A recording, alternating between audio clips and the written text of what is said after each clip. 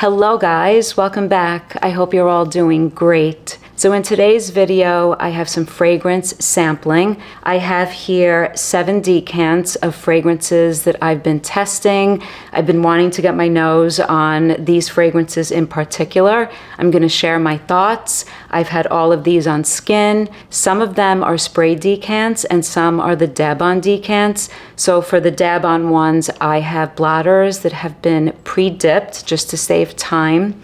And like I said, I have here 7 fragrances.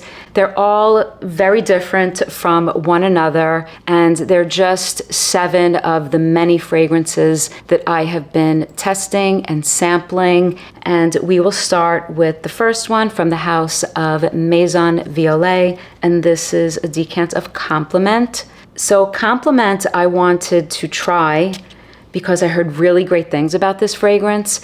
And it's been described as a white floral fragrance. It's described as a tuberose fragrance. It is indeed a tuberose prominent fragrance.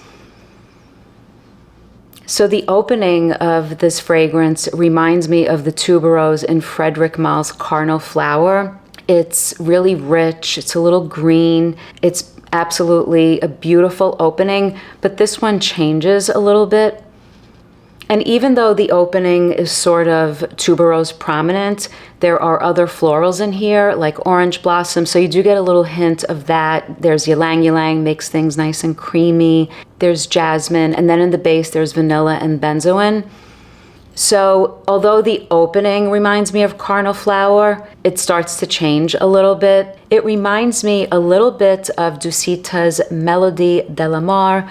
I recently spoke about that in my Dusita video, although when this dries down, what's different about this fragrance, and I saw one person mention this, and I think they are right on point. It smells like heliotrope comes in and meets the tuberose. I get a prominent heliotrope in this fragrance.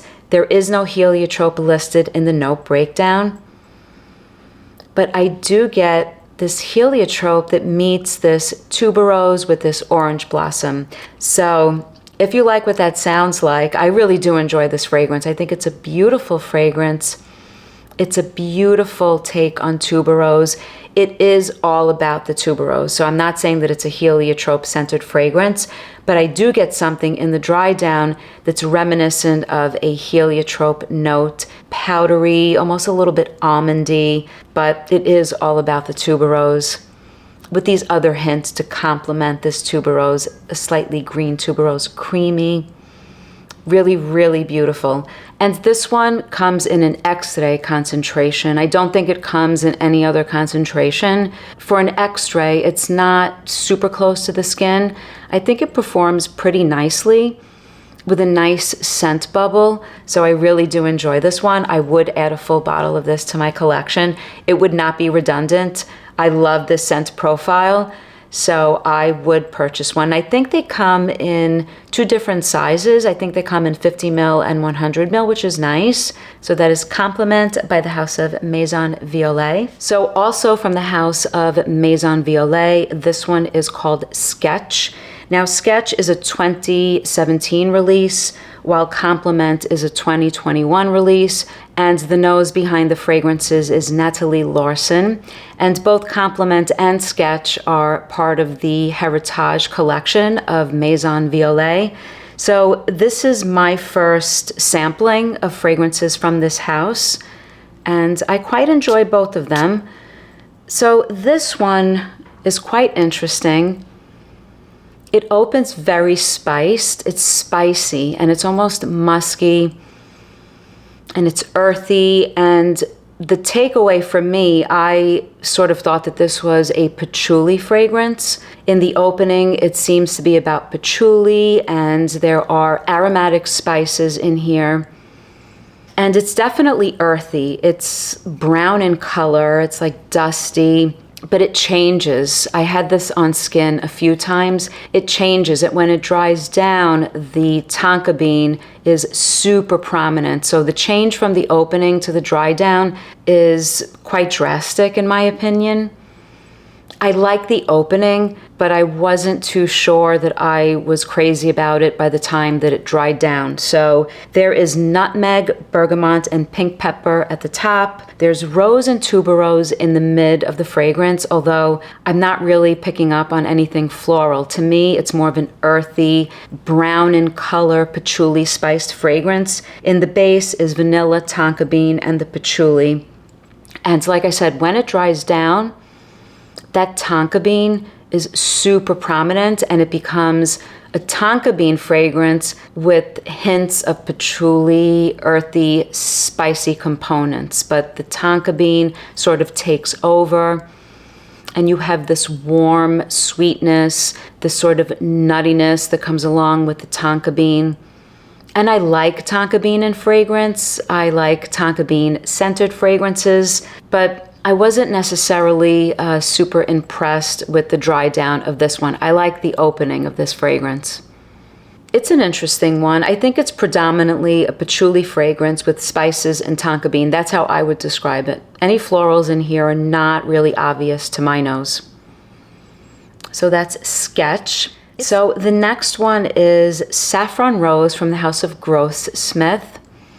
And this one is one of the dabber testers.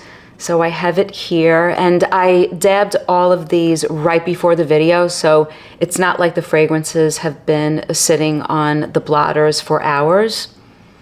This one I really, really like. This one is a dark rose.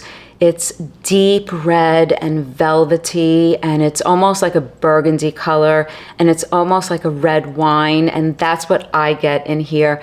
In the opening, the fragrance can be a little bit off-putting. I was not really attracted to the fragrance the first 2 times that I had this on skin. The opening was a little bit sharp. It took a few minutes for that opening to sort of settle down, and then you get this rose that's then sort of muted and met with spices, and it's almost like the rose is being dirtied, if that makes any sense. It reminds me of Labo's rose fragrance. I think that's rose, is it 31? It's like a dirtied rose, and that one I think has cumin.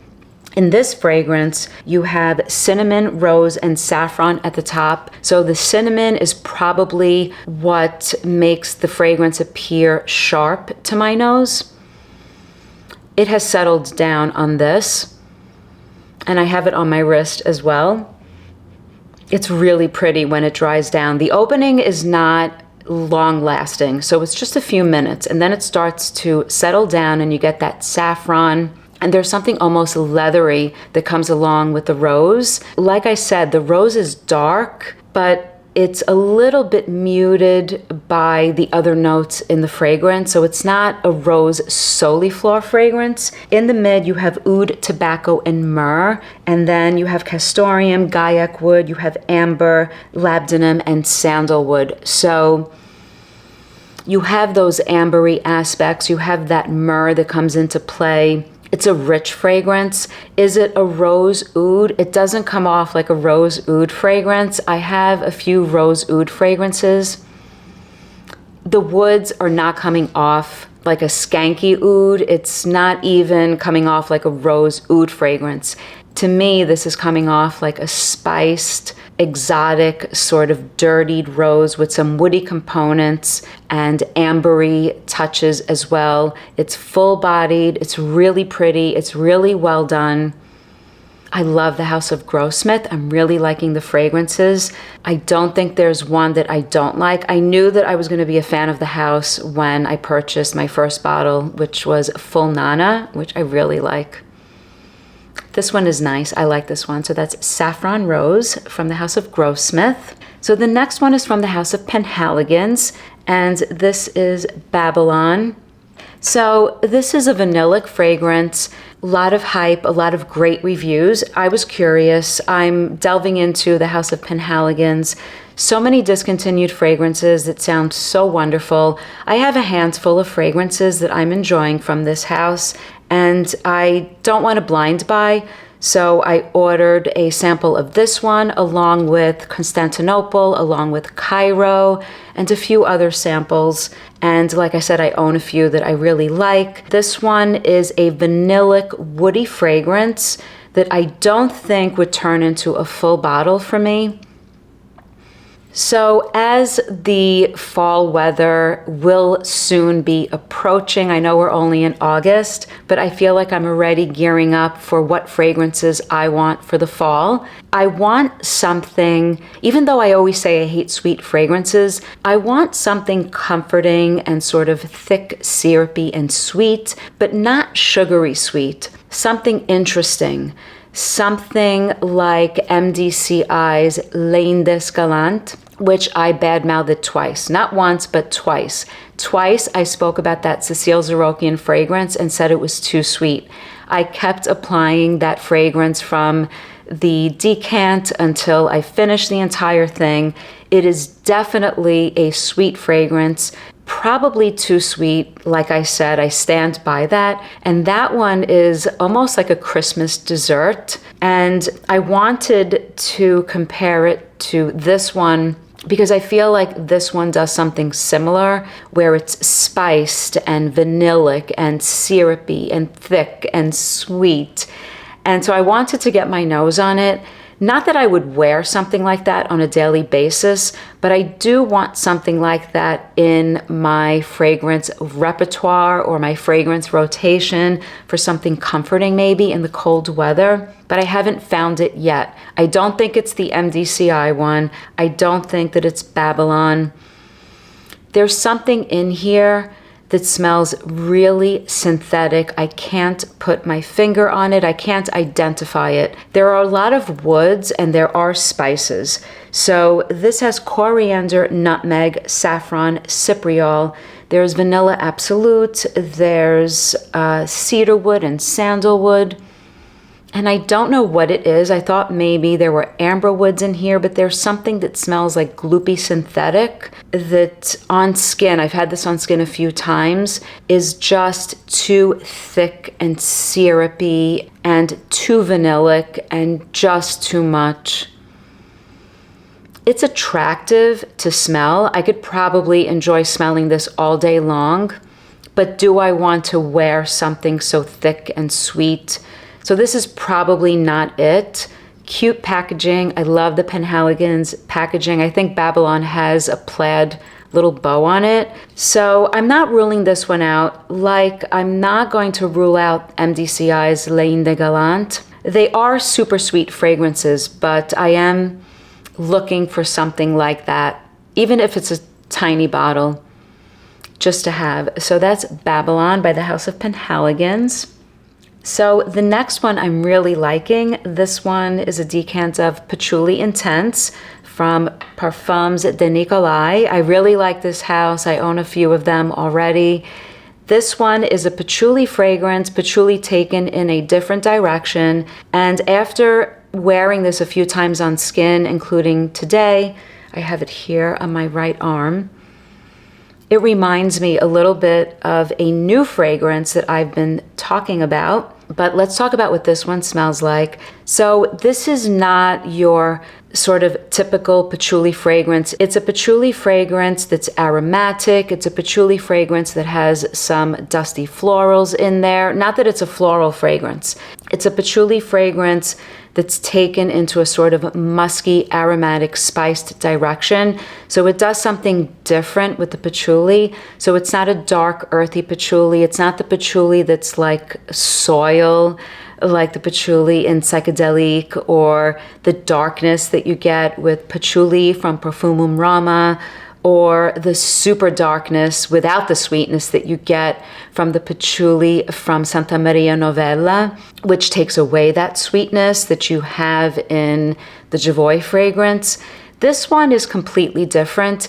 Yes, it's an earthy patchouli. Yes, you can definitely detect that it is patchouli. It's a little dark, it's a little earthy, but it's aromatic. There's something musky about it. It reminds me a little bit, just a tiny bit, I feel like it lives in the world of Zanka by the house of L'Artisan Parfumeur, which is a fragrance that is not discontinued, and I purchased the new formulation, the new bottle, but would like to get my hands on one of the older bottles that I'm going to call vintage.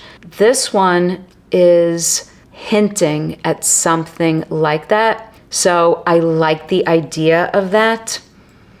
For that reason alone, it's different. I'm not saying that it's the same. I'm not saying that this smells exactly like Zanka, but it does hint at that fragrance, and I like that scent profile. Having said that, I will say that this, I could see how people might think might be a little bit masculine leaning. Not that it matters. I really like this. I ordered one of the small bottles. They come in these perfect 1 ounce bottles, which is perfect. If I want to upgrade to a big bottle, I can always do that. And the value of these fragrances, amazing. I think $50 or $55. I purchased Patchouli Intense. Last month, I purchased a fragrance called Sacré Bleu, which is a lovely fragrance. It's reminiscent of Guerlain's L'Air Bleu. It's really reminiscent of that fragrance. So if you like L'Air Bleu, you should get your nose on Sacré Bleu. But this one I'm really enjoying.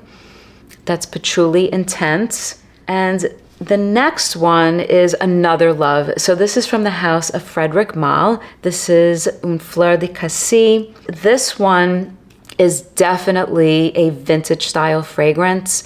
It's definitely a throwback fragrance to animalic floral fragrances. This took a little getting used to, I will admit. I was definitely put off by this fragrance when I first got my nose on it in Austria, just this past summer in June when I was in Austria. We walked into a really great niche perfume, a little shop. I tried some Frederic Malle's, and I was kind of put off by this. The gentleman, I guess the owner of the shop, said that he really liked this and his girlfriend really liked this, and I was definitely put off. So I was not thinking of revisiting it. And then I decided to order a sample. I like the house of Frederic Malle, and I heard some good reviews, and I have come to really enjoy this, and I want a full bottle of this one. I can see how this is not a mass appealing fragrance though. It's animalic, it's a floral, but it's animalic. And this is a Dominique Ropillon fragrance. This one was released in 2000. Now, I did not expect Dominique Ropillon to make a fragrance that's so animalic. I know he's the master of florals. I love so many of his fragrances, but I did not expect something animalic like this. So like I said, it is a floral fragrance. It opens with aldehydes, and there's also jasmine in here. There's mimosa, there's cassia, there's rose, there is musk and vanilla as well. And I said jasmine, yes. So it smells like a vintage style fragrance. The animalic component is definitely prominent. The florals seem very indolic or dried out. They seem like dead flowers. They're definitely not fresh flowers. At the same time, there's this green, like dewiness about it, almost like a wet dewiness about the fragrance that's sort of contrasted with these dead, dried flowers. The flowers almost seem like little yellow flowers. And I get the green along with those floral notes in here. It's a little difficult to describe. It's not super aldehydic. I do enjoy it. There's something vintage smelling about it. I feel like it's mossy. There's something like mossy that comes together with these dried flowers. It's definitely a little bit animalic, and I heard that there might have been a little bit of a reformulation, and that the original formula was maybe even more animalic than this version. I'm not sure. This is the only version that I've gotten my nose on, and I really like it. I really do enjoy this. It's not the typical floral fragrance. It's something different. It's something vintage, throwback. I enjoy vintage fragrance, so I like this one. So that's Une Fleur de Cassie from Frederic Malle. And last but not least is a fragrance from the House of Labo. So the city exclusives are available as of August 1st. So I immediately went on August 1st to Labo and I tested some of the city exclusives. I got a sample of the benjoin fragrance from Moscow. I got a sample of the Tabak fragrance from Miami, and the New York exclusive has been available to me because I live in New York. That's Tuberose. I'm not sure what I think about that one. And the fragrances from the city exclusives, their bottles are priced quite high. I was really, really surprised. The 1.7 is upwards of like $380. So they're priced higher than the normal line. And that's just a 50 ml. So that's quite expensive. But there are other ways of getting bottles of Labo fragrances, I guess. And I've purchased directly from the Labo shop, which is always a nice experience as well. So I'm not sure what I think about getting a full bottle of this one here. Did I tell you what this fragrance is? I don't think I said that this is Mousse de Chene 30. I really like this. I did not even have this on my radar. I just sort of randomly sprayed this one. The benjoin one I did want to try. The Tabak one I did want to try. I tried Gaiac Wood. I was not crazy about that one. I tried a few others. And then I sprayed this one, Mousse de Chene, and I fell in love with it. I know a lot of people describe this as having a very artificial oak moss sort of component. It's a compound. There are a few compounds in here. I'm getting wafts of it. It definitely projects the sillage. It creates a scent bubble, but I don't find it to be a disturbingly synthetic fragrance. I really like this. It's oak moss. It's all about oak moss. It's a little bit fresh. It's a little bit aromatic. There's something a little bit citrusy. And this aromatic, almost citrus component that is together with this nice green oak moss is a little reminiscent of something maybe in the direction of something a little barbershop-y like. So I could see how this could be described a little bit masculine leaning. It sort of goes into that clean gentleman, like not aftershave, but I'm clean shaven. It's a clean scent profile, and then it has this nice oak moss. If you like oak moss and chypre style fragrances, I think you can appreciate this. I enjoy it. I think it smells clean, aromatic. It's a little bit woody. There is patchouli in here as well, but the woods, the patchouli, there are some spices in here. I think pepper, maybe pink pepper and pimento. They don't darken the fragrance, and it feels bright and clean on the one hand, but then you have the little hints of woody components and patchouli and spices. And it's really nice. I think overall it's a clean scent profile. That's how I would describe it. I really like it. You guys can let me know if you're familiar with this one. I don't know if I mentioned it's an Amsterdam city exclusive. So that is Mousse de Chene 30. So that's it for today, guys. I hope you enjoyed my take on these 7 fragrances. Let me know in the comments if you guys are familiar with any of these, what you guys think, if you agree or disagree. And as always, thank you so much for watching, your support, and your comments. Until next time, bye guys.